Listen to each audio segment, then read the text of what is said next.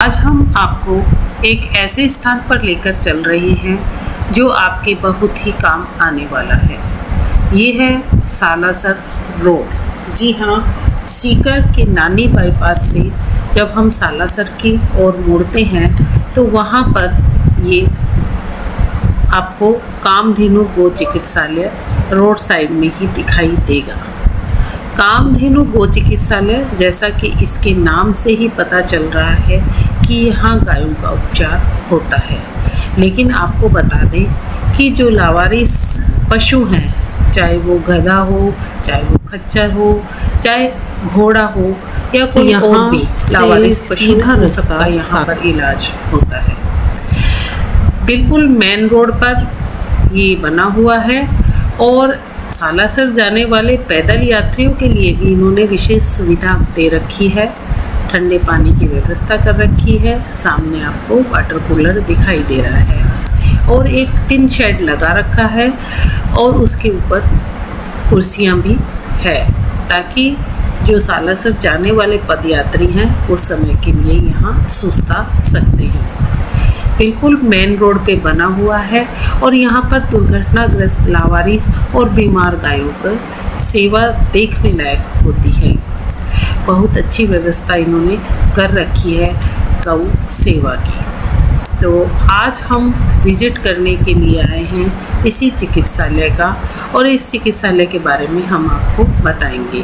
कई बार दोस्तों ऐसा होता है कि हमारे घर पर भी जो हम गोवंश रखते हैं उसके ऐसी कोई बीमारी हो जाती है जो लाइलाज होती है, या उसका पैर फ्रैक्चर हो जाता है या पूरी तरह से वो बैठ जाती है और हमारे को डॉक्टर्स के द्वारा ये कहा जाता है कि इसका इलाज असंभव है। उस समय हमारी स्थिति इतनी दयनीय हो जाती है कि जिस गाय को हमने माता के समान पाला था, जो हमें हर पल एक घर के सदस्य का आभास करवाती थी, उसको इस तरह तड़पते हुए हम देख नहीं सकते। हमारी स्थिति बड़ी विकट हो जाती है। तो अगर ऐसी स्थिति हो जाती है तो पूरा परिवार ही करुणा में हो जाता है। ऐसी स्थिति में आप यहाँ पर अपनी गोवंश को भेज सकते हैं।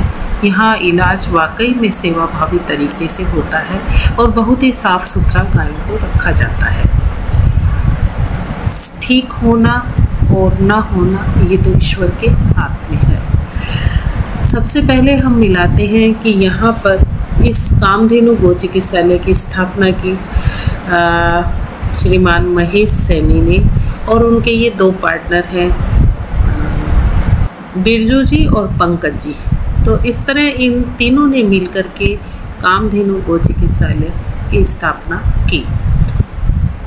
अब दोस्तों, जब जुनून होता है तो कोई भी चीज़ आड़े नहीं आती। इन लोगों में भी यही जुनून था। उनके पास हालांकि यहाँ पर ज़मीन नहीं थी, तो इन्होंने किराए पर ये ज़मीन ले रखी है और इतना बड़ा गो चिकित्सालय यहाँ पर ये चला रहे हैं। कहते हैं ना कि मैं तो अकेला ही चला था, मंजिलें मालूम न थी, लोग आते गए जुड़ते गए और कारवां बनता गया। यही इनके साथ हुआ। पहले पहले जब कोई काम की शुरुआत करते हैं तो बहुत सारी समस्याएं आती है, लेकिन धीरे धीरे उनका हल भी निकलता है, क्योंकि जब हम सेवा का कोई कार्य करते हैं तो ईश्वर ज़रूर हमारे साथ होता है। और ईश्वर के साथ जब मिल जाए तो फिर किसी की कोई कमी नहीं रहती है। लोगों ने पहले कई समस्याओं का सामना किया, लेकिन अब इनका चिकित्सालय बहुत ही अच्छा चल रहा है। 25 का स्टाफ इन्होंने यहाँ पर रखा हुआ है। पूरा ही सेवार्थ है। 3-4 कमरे भी इन्होंने यहाँ पर बना रखे हैं। दवाइयों का स्टोरेज बना रखा है और यहाँ पर जो सेवा देते हैं उनके लिए भी रहने की व्यवस्था इन्होंने कर रखी है। आस पड़ोस के लोग और दूर दराज के भी लोग अपना बर्थडे मनाने, अपनी सवामणी देने के लिए यहाँ पर आते रहते हैं। गायों के लिए अच्छी व्यवस्था कर रखी है। एक तो बिल्कुल साफ़ सुथरा है, दूसरा गर्मी ना लगे इसके लिए कूलर भी इन्होंने लगा रखे हैं, पंखे भी चल रहे हैं और टिन शेड खुद भी हवादार है। सर्दियों में ग्रीन नेट के द्वारा पर्दा लगा करके इनको गर्म रखा जाता है। मसाज की जाती है गायों की और क्या क्या करते हैं। गौशाला इन्होंने, गौशाला तो नहीं कहेंगे हम इसे, गो चिकित्सालय इन्होंने क्यों खोला, क्या कारण था, इन्हीं की ज़बानी हम सुनते हैं। ही नहीं रहे थे। हमने, हमारे परिवार में एक लड़का था बीमार। अच्छा। उसको डायलिसिस होता था। हाँ। अब वो डायलिसिस के लिए हॉस्पिटल आने जाने के लिए, नवलगढ़ से सीकर आने के लिए भी उसके पास किराए के पैसे नहीं होते थे पर वो एडजस्ट करके लाते थे। हाँ। मैंने उससे प्रेरणा लेके सोचा मैं एक आदमियों के लिए एम्बुलेंस लाऊंगा। हम लोग मतलब आदमियों की एम्बुलेंस लाते लाते हम प्लानिंग करने लगे। हमें प्लानिंग में 2 साल लगे कम से कम।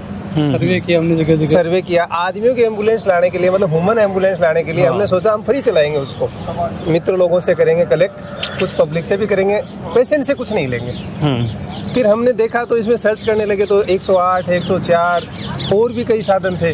आपके साथ में वो, मुझे कुछ हो जाए तो आप मुझे हॉस्पिटल पहुंचाएंगे। ह्यूमन में तो थोड़ा सा भी रहता है, मांग भी लेता, मदद मांग लेता।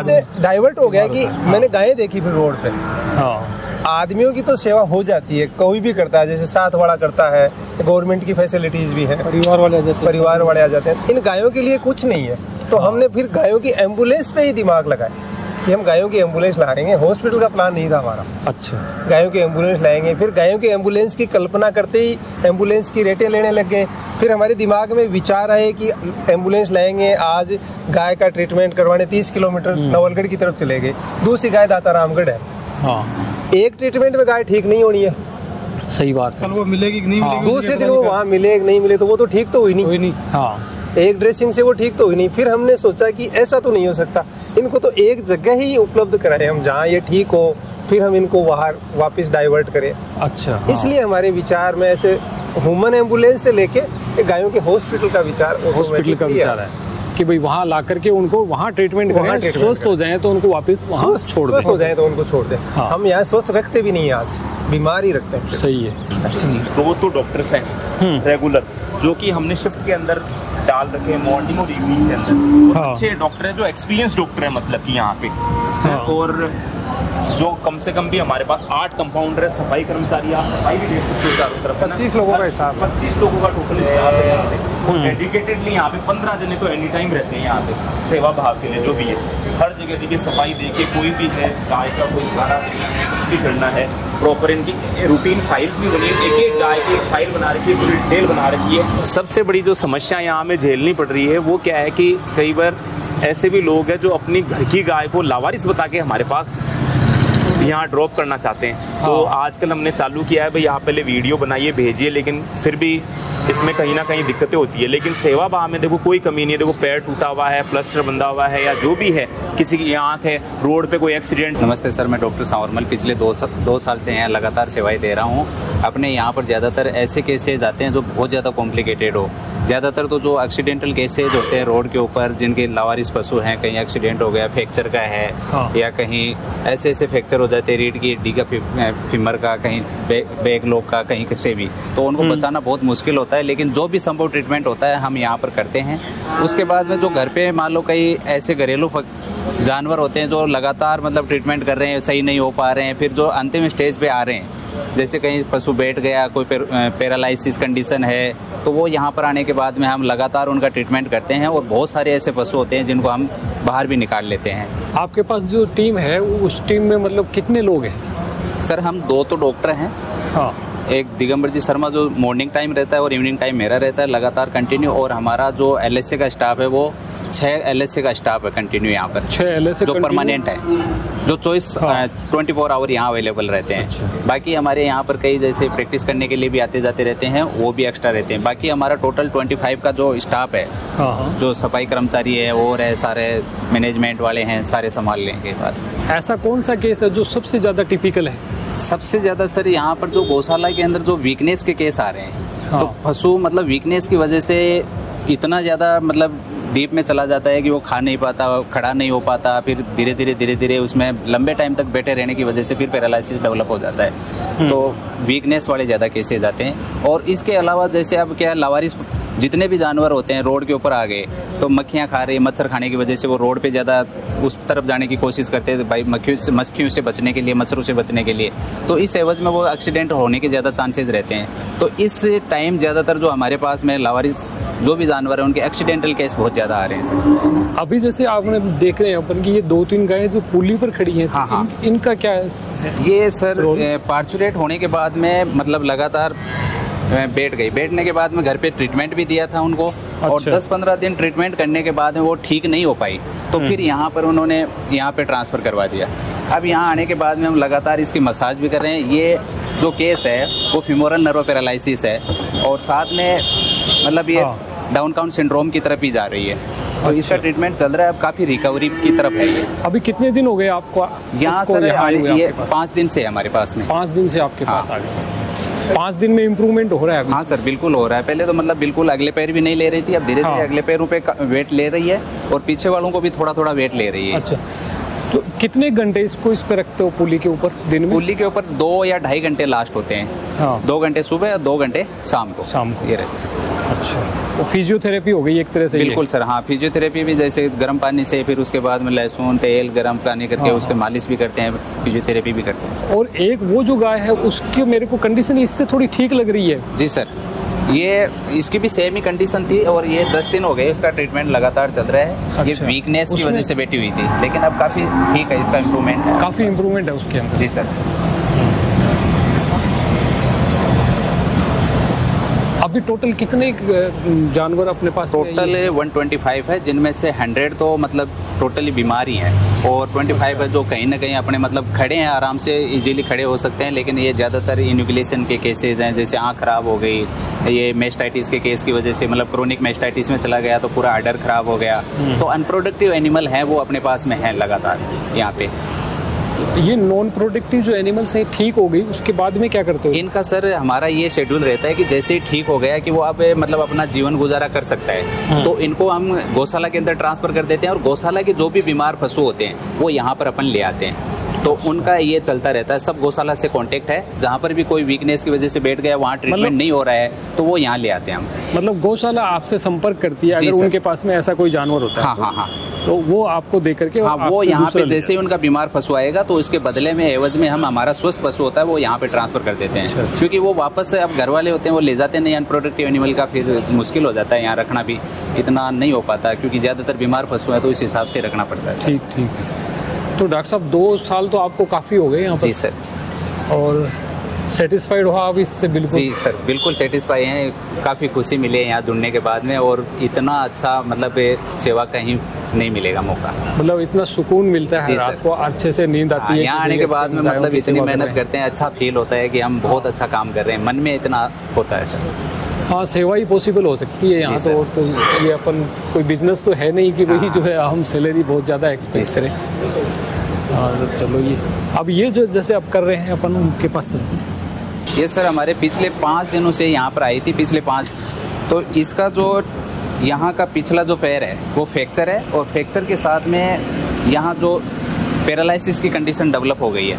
अच्छा। साथ में तो ये लगातार मतलब 8 महीने की प्रेग्नेंट भी है और साथ में इसका जो अभी वीकनेस, काफ़ी वीकनेस भी है क्योंकि घर पे उसका काफ़ी ट्रीटमेंट करने के बाद में यहाँ पे आई है और अब आने के बाद में थोड़ा बहुत इम्प्रूवमेंट मिला है उसको और ठीक है, थोड़ा अच्छा महसूस कर रही है। और उधर वो कोई ड्रेसिंग कर चल रही है क्या? जी सर।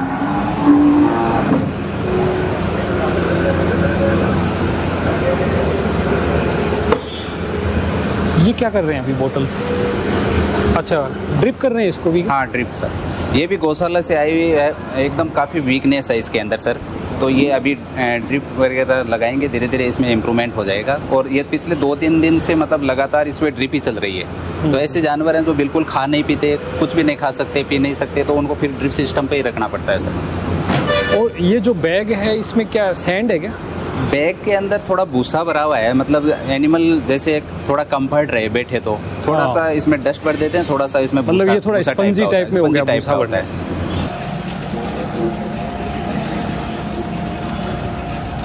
ये क्या हो रखा है डॉक्टर साहब इसके?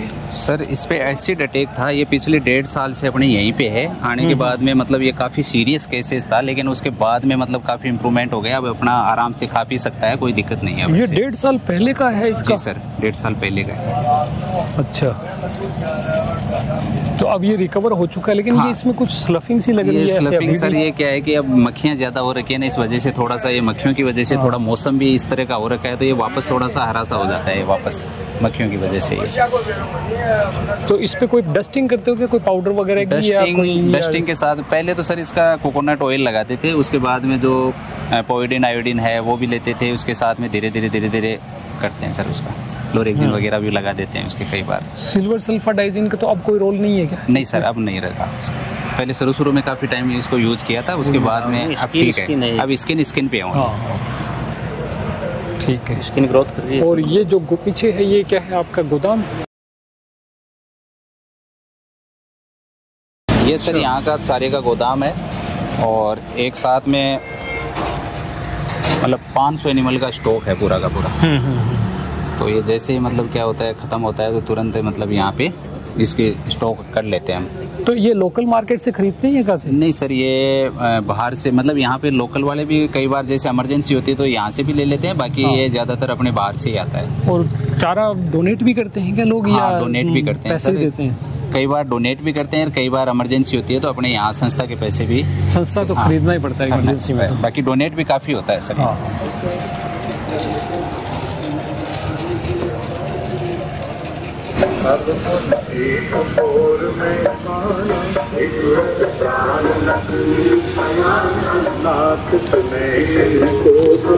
ये संस्था में सर अपने 3 या 4 दिन की तब आई थी ये। तो उसकी बचपन से ही मतलब ये गर्दन है वो मुड़ी हुई थी।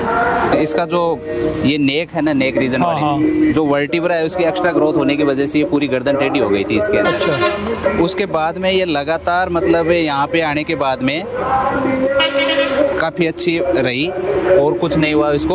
और अब इसकी गर्दन बिल्कुल सीधी नहीं होती है? नहीं सर, सीधी नहीं होती इसकी। तो इसका जो दूसरा हॉर्न है वो? दूसरा हॉर्न बिल्कुल ही उसमें यहाँ पे मतलब ग्रोथ उसकी रुक गई है एकदम से, ग्रोथ सॉफ्ट हो गया वो। सॉफ्ट हो गया वो? हाँ। अच्छा, वो लगातार स्किन के टच में रहने की वजह से, कांटेक्ट में रहा तो वो आगे बढ़ नहीं पाया। हाँ, और ये अब मतलब पिछले 10 दिन पहले उसने बच्चा दिया है और अब अच्छे से दूध भी दे रही है। बाकी ये स्वस्थ है यहाँ आने के बाद और काफ़ी ठीक है। यहाँ पर ये जितने भी, इसका कोई नाम निकाल रखा है क्या? हाँ सर, यहाँ पे उसका नाम सेठानी रखा है। सेठानी बोलते हैं? हाँ, वास्तव में सेठानी है। हाँ, बाकी यहाँ पर जितने भी एनिमल हैं ये सारे के सारे स्वस्थ एनिमल है इधर की तरफ। पहले कहीं ना कहीं उनकी दिक्कत थी, वैसे ये जो गाय आई थी ये इसके प्रोलेप्स था।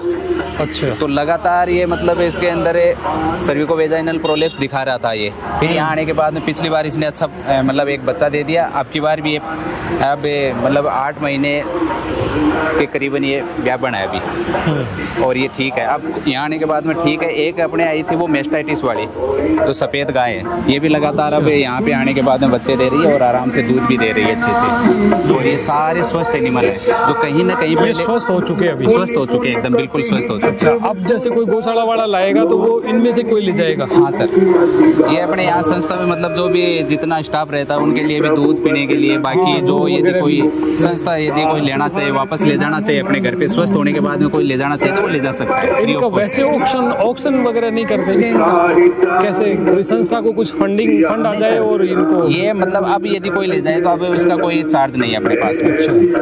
हाँ, ये वो सीएल से श्रवण चौधरी की गाय थी। तो यहाँ आने के बाद में मतलब उसके मेस्टाइटिस की बहुत बड़ी दिक्कत थी, लेकिन यहाँ आने के बाद में लगातार 2-3 साल से अपने पास में ही है और अब बच्चा दे रही है स्वस्थ, आराम से दूध भी अच्छा दे रही है।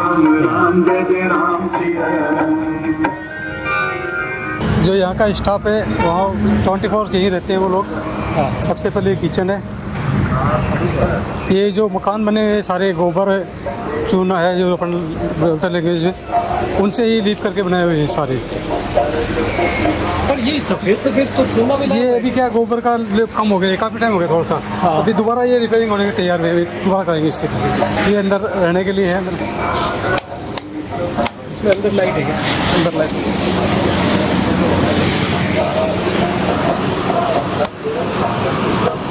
ये रहने के लिए है। इसमें गोबर से लिपा हुआ है पूरा, ये एकदम ठंडा रहता है, बिल्कुल ऊपर टैन है फिर भी एकदम ठंडा रहता है ये।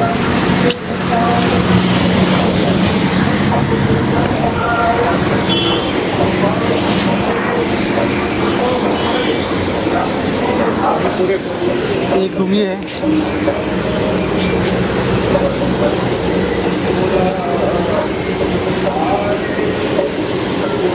एक रूम ये स्टोर है, ये स्टोर है आपका? स्टोर मेडिसिन वगैरह? मेडिसिन इसी में है।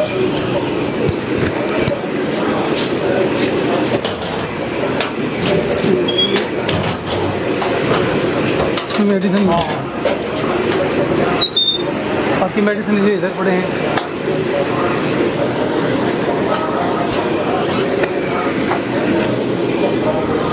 बढ़िया है। ये हमारे यहाँ संचालक राम निवासी जी हैं। राम